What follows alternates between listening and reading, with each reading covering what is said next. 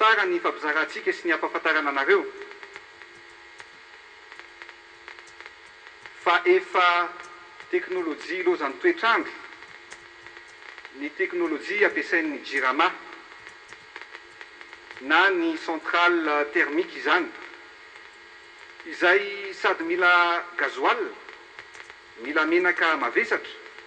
no mila fikojakojana tena lafo be ny vokan'izany aza dia sady lafo no mampijaly koa raha izao mitoy dia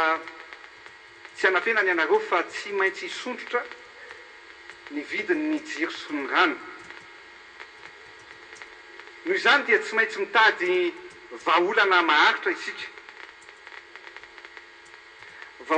vahaolana maharitra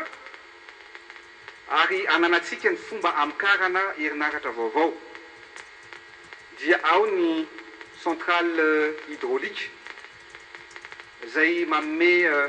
herinaratra amin'ny alalan'ny rano ao ny éolienne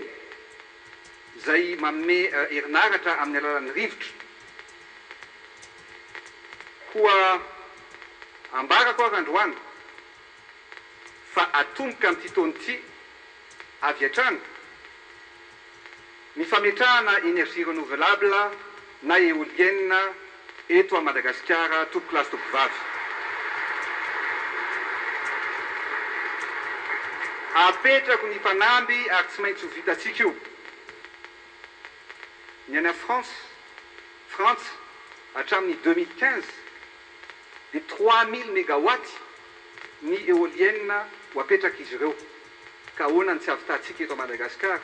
ametraka éolienne na dia ny fefany fotsiny aza 50 mégawatts apetraka ny fanamby tompoko lasy tompoko vavy fa mandrapatonga amin'ny faran'ny taona dia hipetraka eto amintsika izany éolienne izany